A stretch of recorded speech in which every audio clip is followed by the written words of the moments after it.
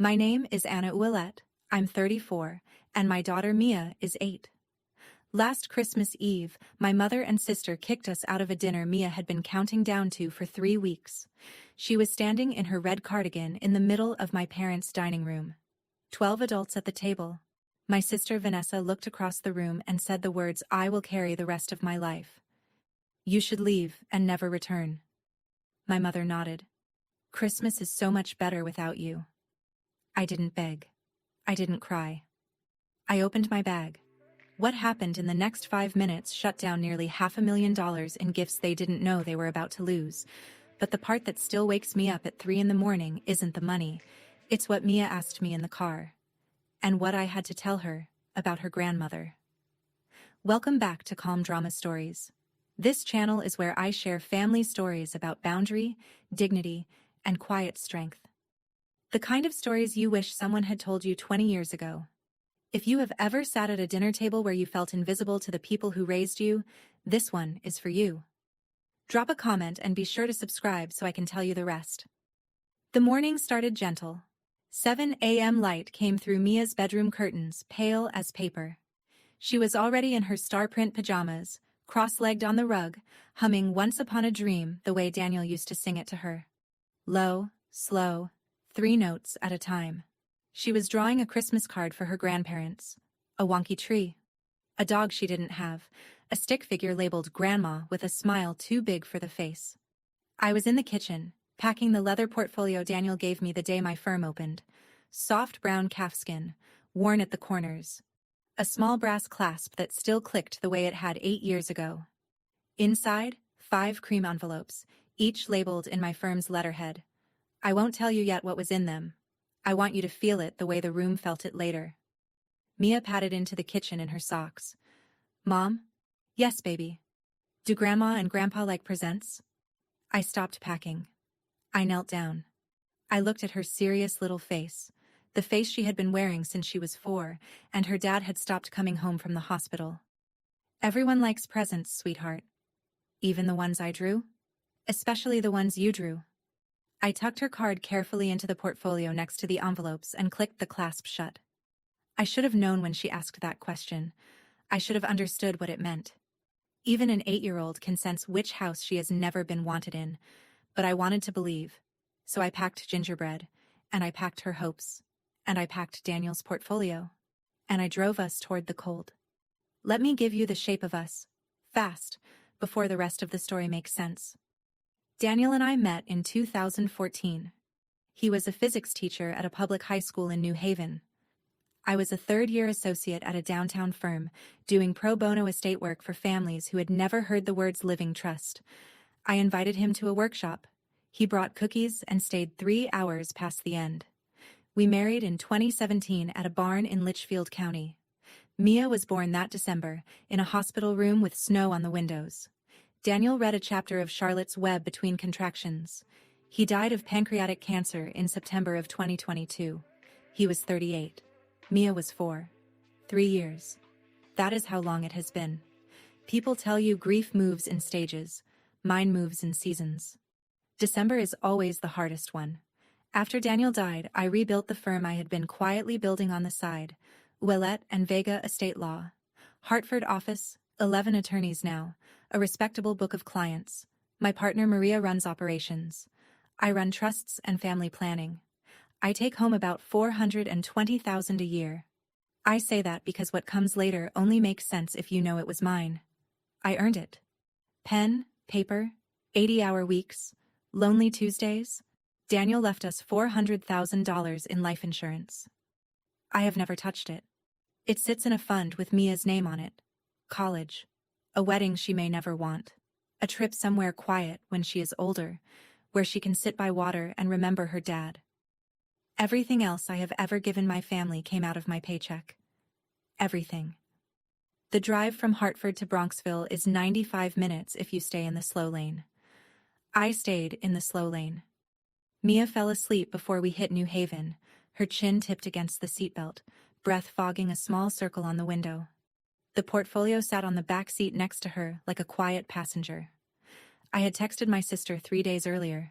I had written it carefully. If Mia gets overwhelmed at any point, I'll need to take her home. Please understand, that is not rudeness. That is her nervous system. Vanessa had replied with a thumbs up. Nothing else. I had told myself a thumbs up was an acknowledgement. It wasn't. It was the kind of reply you give a stranger who texts you a wrong number. I had also booked a room. Iroquois Hotel, 15 minutes from my parents' house. King bed, fireplace, 2 robes. I told the front desk I would check in by midnight one way or the other. I told myself the room was insurance. I told myself I would not need it. I drove past the exit for Daniel's old high school. He had taught there for 11 years. There is a memorial bench in front of the science building with his name on it, paid for by 120 students who had pooled allowance money the spring he died. None of my family had attended the dedication. My mother had said the drive was too far. I always plan for the worst. It is not pessimism. It is preparation. It is what you learn to do when you have watched the person you love most fight a disease nobody can outwork. You understand that the only thing between your child and the next disaster is your foresight. We pulled into the driveway at 4:15. 4 cars already there. Vanessa's white Range Rover, Wade's black pickup truck, Uncle Robert's old Cadillac, polished to a shine even in the snow, my parents' gray Volvo. Lights on in every window. The Christmas tree was visible through the bay window, frost climbing the glass in feathered arcs. Mia stirred. Are we there, Mommy? We're here, baby. She looked at the house for a long time. Then she looked at the bay window and lifted her finger and traced a circle in the air, mimicking the frost pattern. She had drawn frost on her car window the whole drive, finger to glass, until I had told her her hand would get too cold. I carried the gingerbread. She carried her card. My mother opened the door before I knocked.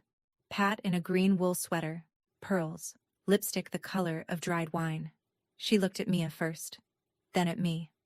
A small thing happened behind her eyes, the same small thing that has been happening at this door for 3 Christmases. Oh, you brought her. A pause. Of course you did. From the kitchen, Vanessa called. Did you bring the gingerbread? Mom hates the store-bought ones. I held up the tin without answering. Wade was in the living room with a glass of something amber, half turned away. He lifted one hand at me without looking. Not a wave. A dismissal of duty. Mia twisted the hem of my coat in her small, careful fist. I felt it. I always feel it. Children know what adults pretend not to. I stepped inside. I should have turned around right there. Eden and Beckett were on the long leather couch, iPads in their laps. Eden is 12, dark hair, glasses she has only had since fall. Beckett is 10, hockey jersey, a smudge of chocolate at the corner of his mouth. Mia walked over carefully. She placed her crayon Christmas card on the coffee table where they could see it. Then she stood, hands at her sides, waiting. Beckett didn't look up. I don't really do art. Vanessa's voice from the kitchen. Sing-song. Beckett, be nice. Look at your cousin's drawing. He flicked his eyes over. It's fine. Then back to his game. Mia did not move. She did not say anything. She just stood there. I watched my daughter learn in real time that the room she had been told would love her did not, in fact, love her. I was about to step in when Eden put her iPad face down on the cushion.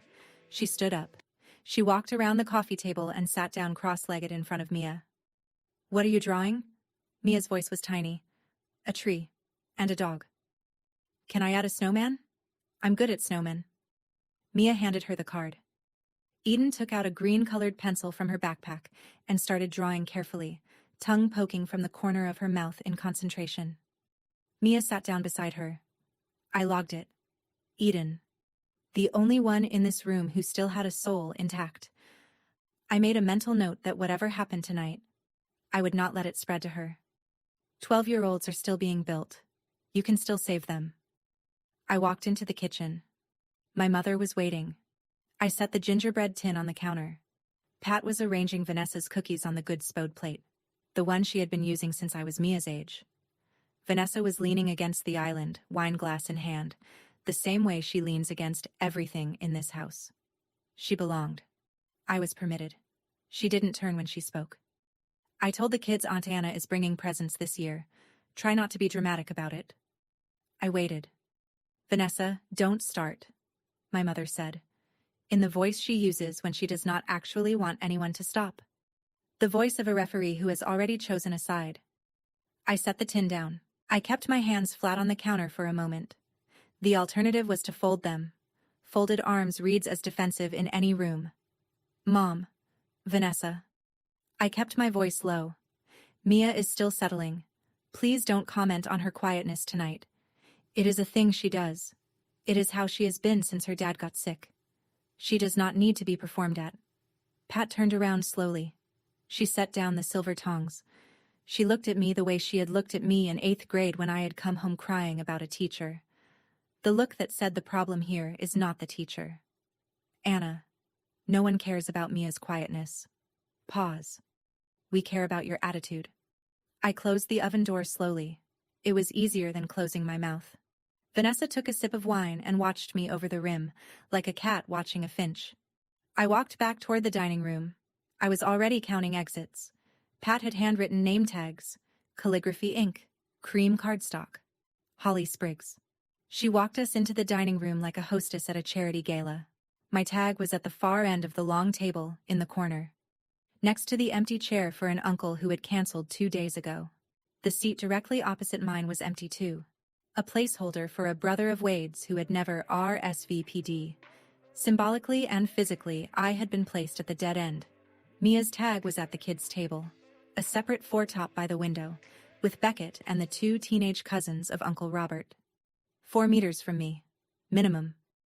Eden looked at the seating chart, looked at her own assigned seat between her parents, then quietly picked up her name tag and her plate, walked over to the kids' table and sat down next to Mia, without asking, without announcing it. She just did it. I watched my niece become someone I would remember forever. Pat saw the move. Her mouth tightened. She did not say anything. We sat. Mia started humming. "Once Upon a Dream." Low and steady. The way she does when she is not sure what to do with her body. The melody had carried her through her father's hospice room. It would carry her through this dinner, too. "Anna," my mother said across the table, "can you ask her to stop humming? Robert is trying to talk." I stood. I walked to Mia. I knelt beside her chair. I sang the last 4 notes of the verse with her, quietly. I smoothed her hair back. I whispered, "Let's eat, baby. I'm right over there." The humming stopped. The silence after it felt worse. My father stood for the toast. Hugh in a red sweater, glasses on a string around his neck. He has been retired for 2 years and still carries a calculator in his pocket. He raised his glass. He said the things you say at Christmas. Family. Gratitude. The year behind us. The year ahead. He made eye contact with everyone at the table, everyone except me, everyone except Mia. I noticed. Mia noticed. Children always notice when their face is being skipped. Wade went next. He toasted family, the ones who show up. He looked at Vanessa. He looked at my parents. He did not look at me. I lifted my glass and drank anyway. I had been doing that for 3 years, and I was tired of letting them choose when I was thirsty. Vanessa raised her glass third. "To the ones who carry the weight." She was talking about herself. The mother of 2. The household manager. The one Pat called every morning. She wanted credit for the labor she had chosen. Which is fine, except she wanted that credit to be subtracted from somewhere, and that somewhere was always me. When my turn came, I stood. I lifted my glass. I kept my eyes on Mia, who was watching me with the wide, solemn attention of a child who senses she is in church. "To Daniel," I said. "He'd love seeing Mia this Christmas." I sat down. A small silence. Pat exhaled through her nose. I heard her mutter to Vanessa, soft, but not soft enough. "Why does she always bring him up?" Like he was a casserole that had stopped being relevant. Robert frowned into his wine. The dinner began. Robert, my father's older brother and the only one in this room I have ever liked unconditionally, leaned across the table. "Anna, tell me about the firm. Vega Estate, right? I read something about you in the Hartford Courant." It was the first sentence anyone had spoken to me as a person. Willette and Vega, I corrected gently. And yes, the article was about our pro bono work for widowed families. We started a program last spring that... Speaking of carrying weight, Vanessa interrupted. Mia, sweetheart, why don't you take Beckett's tablet and go play in the den? We have adult conversation happening. Mia looked at me. She did not move. Vanessa turned to Pat. Her voice softened into the false concern register I have known since we were children. I told her, Mom. I told her this morning. Christmas is for real family, not distractions. The word landed at the back of the table like a slow stone in still water. Distractions. Robert's eyebrows pulled together. I set my fork down. Carefully. The way you set down a knife when you have decided not to use it yet. Mia is real family, Vanessa. You know what I mean? I genuinely don't. Linda, Robert's wife, cleared her throat and said something fast about the cranberry sauce. Homemade. 3 days. Secret recipe. The conversation lurched away. Robert looked at me a second longer than the moment required. I saw something pass over his face that I would later call regret. The regret of a kind man who realized, mid-bite, that his brother's house was crueler than he had let himself believe. The dinner resumed. My fork stayed down. The second course came. Roast turkey, glazed ham, 3 kinds of potato. Pat carved. She has always carved. She refused, the year Daniel was dying, to let him sit at the head and carve the way he had carved every Christmas since 2017. Hugh does the meat in this family, she had said. Daniel had laughed about it later, lying in our bed, too sick to be hurt by it. Honey, your mother thinks I'm a guest at my own holidays. And then he had fallen asleep with my hand in his. I was thinking about that when Pat sat down across from me and said, conversationally, You know, Anna, you're still young, 34. You shouldn't let widowhood become an identity. She said it the way you would remind someone to take a vitamin. I lifted my glass. I drank. I set it back down. It's not an identity, Mom. It's a Tuesday morning when I miss him. She blinked. Just for a second. Then she recovered. Daniel was a good man, she said. But he didn't build anything, Anna. You did. You're attaching your accomplishments to him, and it's keeping you frozen. Wade smirked into his wine. Vanessa opened her mouth to add something. Wade's hand moved under the table. I saw the cuff of his sleeve shift. Vanessa closed her mouth. Not yet, the gesture said. Wait. So they had planned this. The realization hit me clean. I almost told Pat that Daniel had built me, that every column I held up at my own firm had been welded by his hands in our kitchen at midnight while I cried about losing a case. But she would never have understood. And I had stopped explaining Daniel to her sometime in 2023. Mia reached for the cranberry sauce. She was trying to be helpful. She wanted some on her turkey, and she was too proud to ask one of the cousins to pass the dish, because the cousins had not spoken to her, and she had read the silence the way Daniel taught her to read silences. So she stood up halfway in her seat and stretched her small arm across the kids' table and reached for the heavy crystal bowl. Her elbow caught the rim of her water glass first. The water tipped. Then the bowl. Cranberry sauce ran across the white linen tablecloth in a thick, slow tide, a red continent on a white country. Eden gasped. Beckett laughed. Vanessa's voice cut across the room. Are you serious right now? Pat stood up. Get her cleaned up, Anna. This is not her playroom. Mia froze. She had cranberry on her cardigan. Her bottom lip went the way it goes before she cries. But she did not cry. My daughter has not cried in public since she was 5. She learned, watching me at her father's funeral, what dignity looks like at any age. I crossed the room. I lifted her out of the chair. I held her against my hip, even though she is 8 and almost too big. It's okay, baby. I'm sorry, Mommy. I'm sorry. Honey, it's just sauce. Sauce washes out. I carried her toward the bathroom. Behind us, my sister was hissing at the housekeeper about the tablecloth. My mother was already on her phone. Wade was laughing about something Beckett had said. Nobody followed us. Nobody asked if Mia was all right. The downstairs powder room had a marble basin Pat had brought back from Italy on a tour in 2018, a small fact she had mentioned every time anyone had used the bathroom since. I set Mia down on the closed toilet. I wet a washcloth. She was still apologizing. I just wanted some cranberry, Mommy. I didn't mean to. I know, honey, I know. I dabbed at the red stain on her cardigan. It came out, mostly. Daniel had bought her this cardigan 2 Christmases ago. He had picked it out alone, on a chemo day, in a small shop in West Hartford, because he had wanted her to have something soft from him that she could grow into.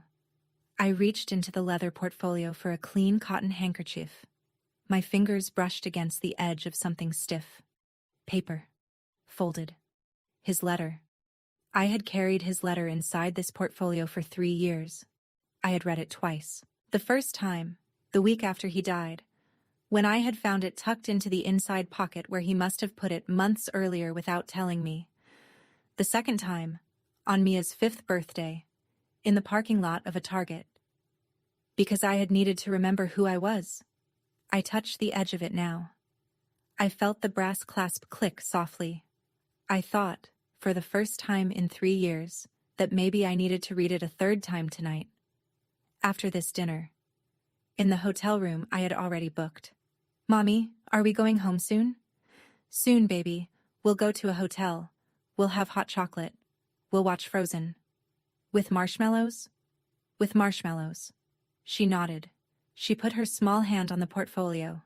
She did not know what was inside it. There was a knock. Pat's voice through the door. Anna, the rolls are getting cold. Are you coming? 2 minutes, Mom. 2. Footsteps moved away. I sat down on the small upholstered stool. I opened the portfolio. I unfolded Daniel's letter. 2 pages. Notebook paper. His left-handed slant, slightly cramped from the steroids he had been on the summer he wrote it. July 12th, 2022. Anna, my love. I have been watching your mother for 10 years. I am not going to be here much longer, and I need you to have this written down, because grief makes us forgetful in ways that benefit the people who hurt us. So I am going to be plain. Your mother will tell you Mia is wrong. She will tell you Mia is too quiet, too slow, too sensitive. She will dress this as concern. It is not concern. It is the thing Patricia does to everyone who does not perform for her. She finds a deficiency, names it, and demands it be fixed. She did it to me for 10 years. I let her because I loved you, and I knew you needed time to see her clearly. You don't have time anymore. You need to see her clearly now. Here is what I need you to remember. The 3 Ks. Kindness is not a debt you owe people who do not return it. It is a choice. Spend it where it is met. Keep Mia close. Keep her quiet hours sacred. Keep her humming. Kill no one in anger. There is no version of you that wins by losing your composure. When they go too far, and they will, carry our daughter and your dignity, and walk out the door. The door is yours, Anna. It has always been yours, not theirs. I love you. Tell Mia I sang to her. D. I folded the letter. I clicked the brass clasp shut. I stood up. I checked my lipstick in the mirror. Mommy? Yes, baby. Can we go? After dessert, 5 more minutes. She nodded. I had been carrying his letter for 3 years. Tonight I thought it was going to do its job. We walked back to the dining room. The cranberry stain on the tablecloth had been blotted with club soda. A faint pink shadow remained, the shape of a continent that had been there once and would not fully leave. I noticed. I always notice. Conversation had been happening in our absence. It stopped when we walked in. The kind of stop that tells you have been the subject. Pat, Vanessa, and Wade had pulled their chairs closer together at the corner of the table. 3 heads, almost touching. They straightened when we entered. Pat smoothed her napkin. Vanessa adjusted her hair. Wade picked up his fork as if he had been mid-bite, though his plate was untouched. I sat down. I helped Mia into her chair beside Eden. Eden quietly handed Mia a roll without being asked. My phone buzzed in my coat pocket. I had hung the coat on the back of my chair. I slipped a hand into the pocket. A text from Maria. All 5 envelopes confirmed signed before you left. Just verifying. I typed back. One hand under the table, eyes on my plate. All signed. Ready. Standing by.